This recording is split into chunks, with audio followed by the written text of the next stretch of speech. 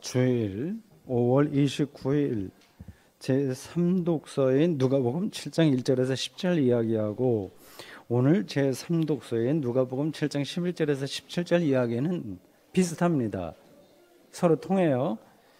앞에 이야기는 백부장의 종을 예수님이 고치신 것이고 오늘 이야기는 예수님이 과부의 죽은 아들을 살리신 이야기입니다. 저 차이도 좀 있긴 있어요.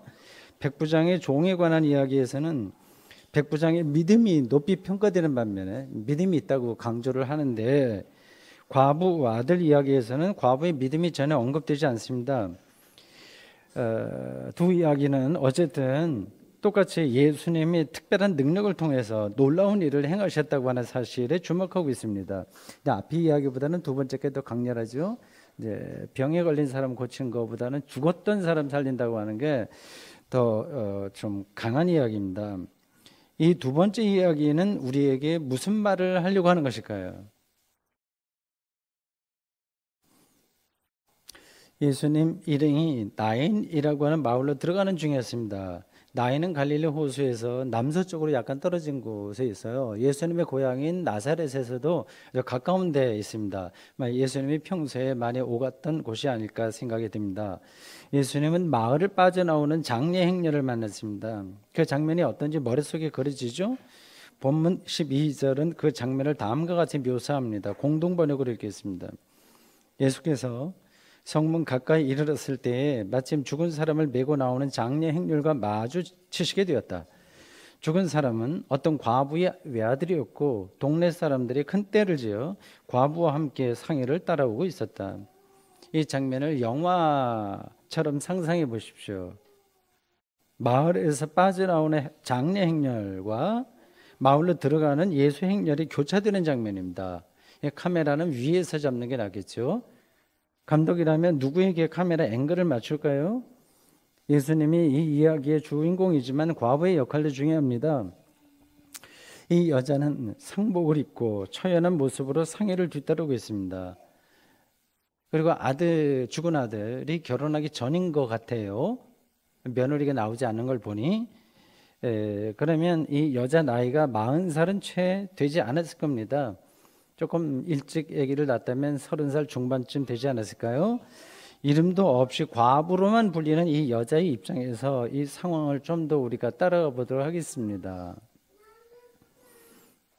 이 여자는 오늘만이 아니라 이미 언제인지 모르지만 남편의 상해를 따라간 적이 있던 여자예요. 당시에는 그 남편의 상해를 따라갈 때는 지금 누워있는 외아들의 상주 역할을 했겠죠. 과부의 몸으로 아들을 키운다고 하는 게 이 외아들 하나였던 것 같습니다. 이게 보통 일이 아니죠. 고대 사회에서 과부로 산다고 하는 것은 정말 끔찍한 일입니다. 구약 성경은 고아와 과부를 돌봐주라는 말씀을 자주 해요. 그만큼 그들의 생존이 위태로웠다고 하는 겁니다. 아무리 옆에서 도와준다고 하더라도 자기가 아이를 책임지고 있다고 하는 이 과부의 심정이 어떨지 우리에게 상상이 갑니다. 이 여자는 힘이 들지만 아들에게 희망을 걸고 자신의 운명을 버텼습니다. 그 아들이 죽은 거예요. 유일한 희망이 사라졌습니다. 이것으로 아마 자기의 삶은 끝장이다 생각했겠죠. 장례가 끝나면 자기도 아들을 따라 목숨을 버릴 생각을 하고 있었을지도 모릅니다. 절망적인 마음으로 상해를 따라가고 있는데 저 앞에서 마주오는 행렬이 보입니다. 상해가 지나갈 수 있도록 그쪽 행렬이 길을 비켜줍니다. 그 행렬 맨 앞에 섰던 한 남자가 자기 곁에 다가오는 것을 느낍니다. 왜 저럴까? 저희는 누굴까? 나를 아는 사람인가? 이 여자는 울지 말라는 소리를 그 남자에게서 듣습니다. 지금 이 여자는 누가 봐도 울지 않을 수 없는 형편입니다. 슬픔을 억지로 참으면 오히려 병이 되죠. 실컷 울라고 하는 게 좋았을 거예요. 울지 말라고 하는 말을 듣는 순간에 이 과부는 그 말하는 남자를 쳐다보았을까요? 누군가? 눈을 마주쳤을까요? 아니면 눈길을 주지 않고 무덤덤하게 지나치려고 했을까요? 제가 보기에는 당연히 쳐다보았을 겁니다. 울지 말라는 예수님의 말씀은 극한 슬픔에 빠진 여자를 향한 단순한 의례적인 위로가 아닙니다.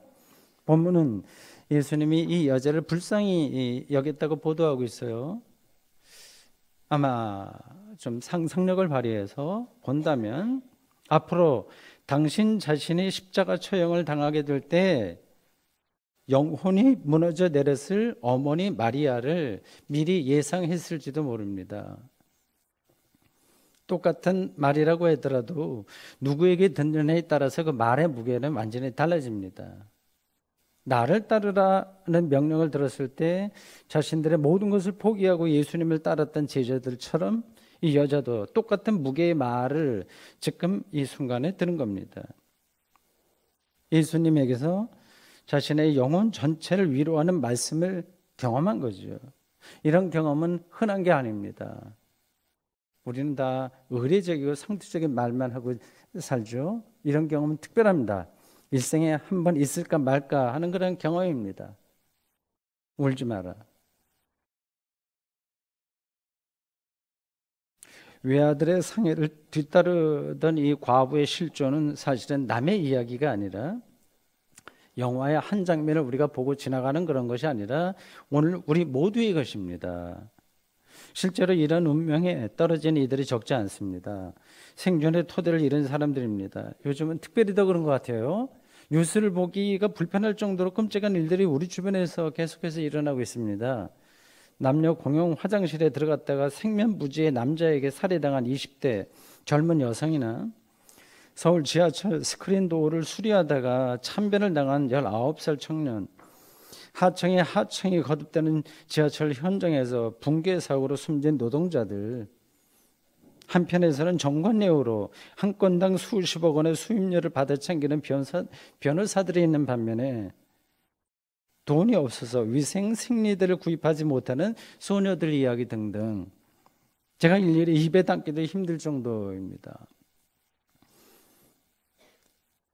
2년 전 세월호 유족들의 심정이 바로 오늘 본문에 나오는 과부의 심정과 같지는 않았을까요? 그런 사고야 어디서나 일어나는 거니까 너무 거기에 집착하지 말고 매달리지 않는 게 좋겠다고 이렇게 생각할 수도 있습니다. 그러나 기억하기 불편한 일이라고 하더라도 끔찍한 불행에 빠진 사람들의 눈물을 닦아주는 노력은, 즉 울지 말라고 진심으로 말을 건네는 노력은 반드시 필요합니다. 이건 단순히 슬픔에 빠진 이들을 위로하는 것일 뿐만 아니라 앞으로 이러한 불행의 반복을 막거나 줄이는 길이기도 합니다. 독일 사람들은 지금 2차 세계대전이 끝난 지 70년이 지났는데도 여전히 나치에 관련된 사람들을 색출하고 단죄하고 있습니다. 저는 이러한 불행한 일을 당한 사람만이 아니라, 실제로 그런 일을 당한 사람만이 아니라 모든 행복한 조건을 두루 갖춘 사람도 근본적으로는 오늘 본문의 과부와 다를 게 없다고 생각합니다. 괜찮게 살고 있는 사람들도 언젠가는 자기가 소중하게 생각했던 어떤 사람이나 대상, 재물을 모두 잃기 때문입니다. 시간의 차이만 있을 뿐이지 우리의 삶은 모두 상실의 과정입니다. 이 엄정한 사실을 미처 깨닫지 못하는 사람들도 있고 일부러 피하는 사람들도 있습니다. 본인이 상해의 뒤를 따르는 중이라고 하는 사실을, 자기도 곧 상여의 몸을 싣게 될 것이라고 하는 사실을 외면한 채 행복한 것처럼 포즈를 취합니다. 주변 사람들은 그런 것에 속고 그런 삶을 흉내내기 위해서 무던히도 애를 씁니다. 이런 행복한 삶의 조건들이 무의미하다고 하는 사실을 나중에 또는 너무 늦게 깨닫습니다. 죽음에 임박해서야 깨닫습니다.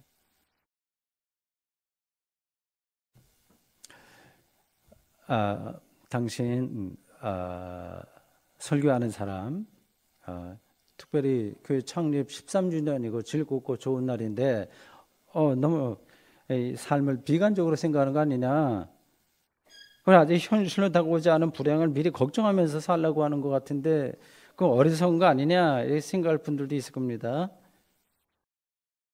잘 보십시오. 본문에 나오는 과부가 겪고 있는 참척의 고통은 운이 나쁜 이들에게나 일어나지 운이 좋은 사람에게는 일어나지 않는다는 생각은 착각입니다.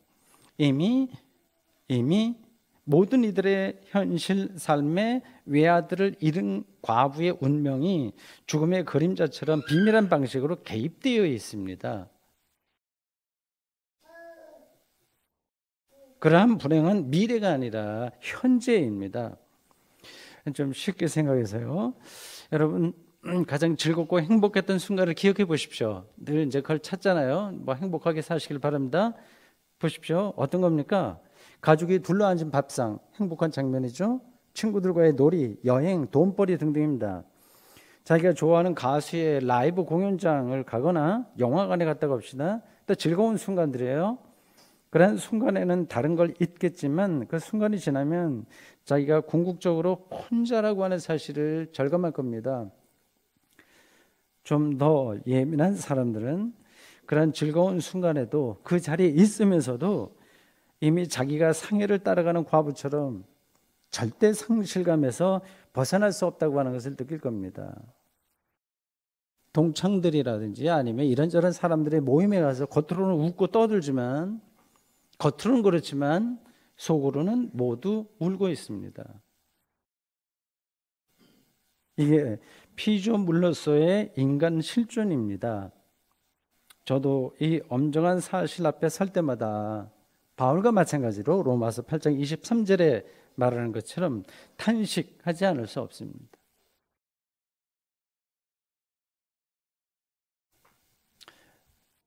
예수님은 자신의 유일한 희망이었던 아들의 상해를 뒤따르고 있는 과부를 향해 울지 마라 말씀하셨습니다. 이게 그분을 통해서 나온 말씀이기 때문에 실제로 울지 않을 수 있는 능력을 우리가 그 말씀에서 얻을 수 있습니다. 다른 사람에게서는 안 되는 거예요. 십자가에서 죽었으나 죽은 자로부터 살아난 자만이 우리를 근원해서 치유할 수 있습니다. 그만이 궁극적인 의미에서 울지 말라 이렇게 말씀하실 수 있습니다. 이런 말씀을 예수 잘 믿으라는 말이구나 그렇게 대충 생각하지 마십시오. 십자가 죽음은 하나님으로부터 버림받은 것으로 여길 수밖에 없는 고독과 절망의 끝자락입니다. 그것을 경험했던 예수님과 하나 될 수 있다면 우리는 울지 말라는 그런 말씀의 능력과 하나 될 수 있습니다. 부활은 하나님만이 행할 수 있는 궁극적인 생명으로의 질적인 변화입니다. 부활의 예수님과 하나 될 수 있다면 우리는 울지 말라는 말씀을 생명의 삶의 화염처럼 경험할 것입니다.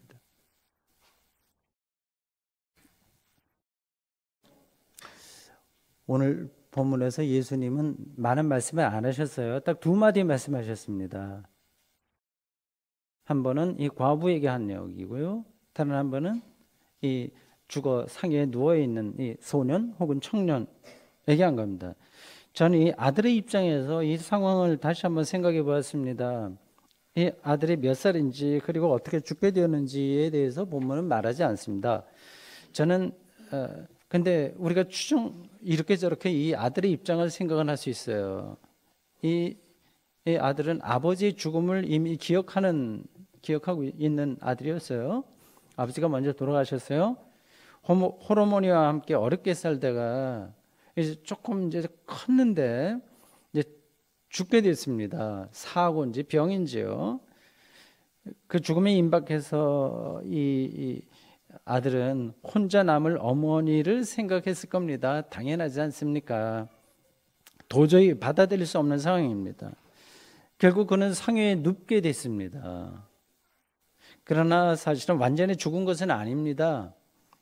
뇌파를 검색할 수 있는 기계 장치가 없던 고대 사회에서는 심장이 멈추거나 호흡이 멈추면 죽은 걸로 알았습니다. 살아날 가능성이 있는 사람까지 무덤에 묻힌 일들은 많았어요. 많다기보다도 없지 않았습니다. 이제 그런 경우겠죠. 이 아들이요. 관에 들어가 상에 올라타고 마을을 빠져나가는 이 청년 혹은 소년은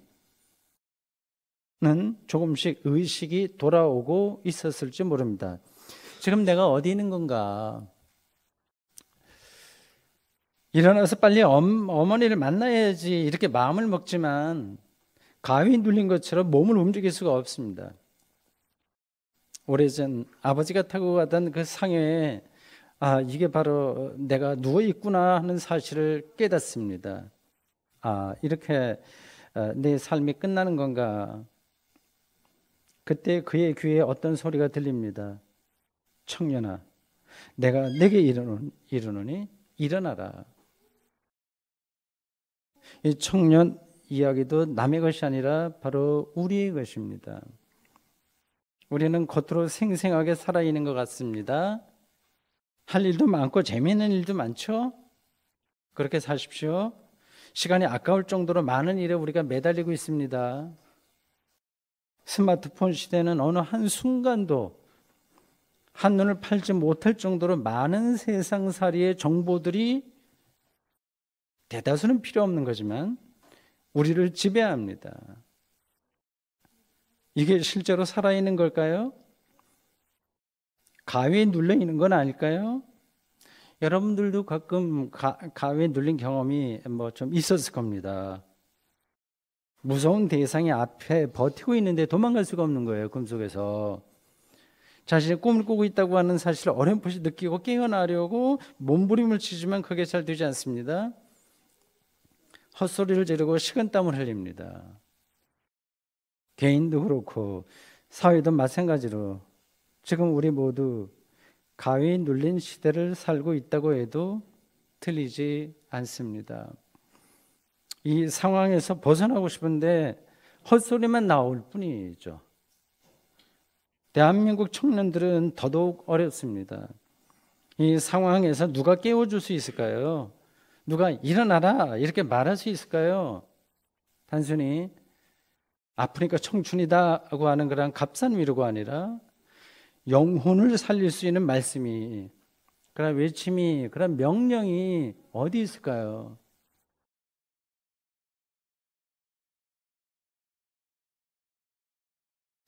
과부의 아들을 살린 또 하나의 다른 이야기는 오늘 제1독서인 열왕기상 17장 8절에서 24절에 나옵니다. 엘리야에 대한 이야기예요. 그 이야기 제가 반복하지는 않겠습니다. 과부의 아들을 살린 이야기예요. 그리고 엘리사 이야기도 열왕기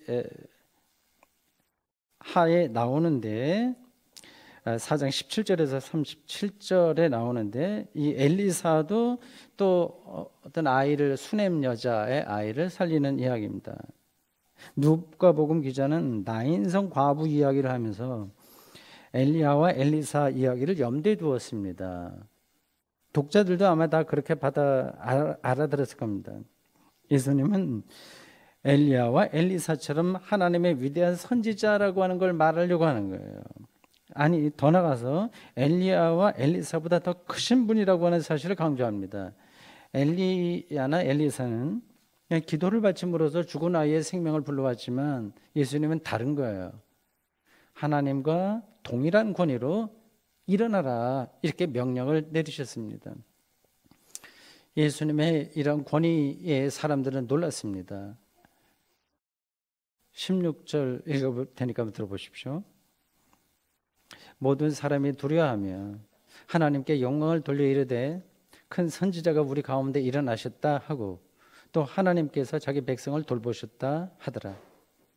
저는 앞에서 울지 말라 그리고 일어나라 하고 하는 예수님의 말씀을 설명했습니다.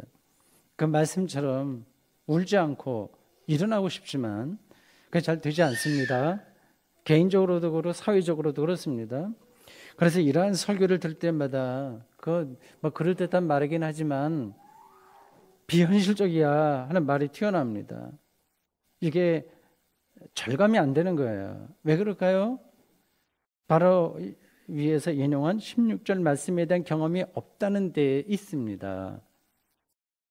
두려움, 영광, 선지자의 오심, 하나님의 돌보심이라고 하는 경험이 없기 때문입니다. 이것은 곧 구원 경험입니다.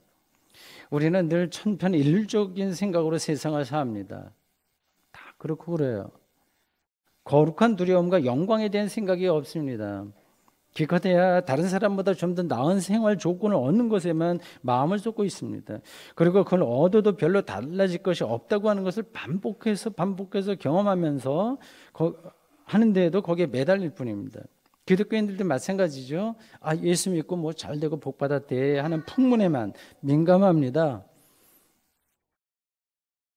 예수 그리스도를 통해서 두려움과 영광을 경험한 그런 사람만이 울지 말라와 일어나라는 그 말씀을 영혼의 깊이에서 받아들일 수 있습니다.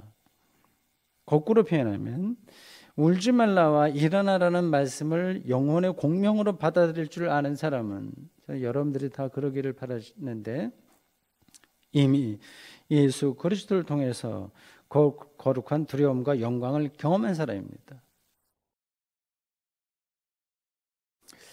사랑하는 성도 여러분, 오늘은 대구샘터교회 설립 13주년 되는 주일입니다. 교회는 단순히 종교 친목단체가 아니라 구원 공동체입니다. 예수 그리스도를 통해서 구원에 참여하는 것을 목표로 합니다. 이 문제를 실질적으로 생각을 해보십시오. 우리의 영혼 깊숙한 곳에 울지 말라는 예수님의 말씀을 생생하게 듣고 있는지를, 그래서 그 말씀에서 궁극적인 위로를 지금 얻고 있는지를, 가위 눌림과 비슷한 이 세상살이에서 일어나라는 예수님의 말씀을 실제로 듣고 있는지를, 그래서 매 순간 생명을 풍요롭게 경험하고 있는지를, 죄와 죽음으로부터 해방을 실질적으로 리얼하게 경험하고 있는지를 말입니다. 저는 대구샘터 교우들이 오직 여기에만 매진했으면 합니다. 저도 담임 목사로서 오직 이 사실에 집중하려고 합니다. 그러나 반걸음만 좀 더 나가서 이렇게 또 부탁드리고 싶습니다. 여러분 주변에 예수님의 이 두 마디가 필요한 사람들이 있는지를 살펴보십시오. 이제 끝으로 누가복음 7장 13절과 14절 말씀을 공동번역으로 읽을 테니, 여러분이 앞으로 행복할 때나 불행할 때, 편안할 때나 불안할 때, 그리고 살아있는 동안과 그리고 죽는 순간에도 잊지 마시기 바랍니다. 주께서는 그 과부를 보시고 측은한 마음이 드시어 울지 말라 하고 위로하시며, 앞으로 다가서서 상여에 손을 대시자 메고가 된 사람들이 걸음을 멈추었다. 그때 예수께서 젊은이여 일어나라 하고 명령하셨다. 아멘. 주님, 오늘 저희들 2000년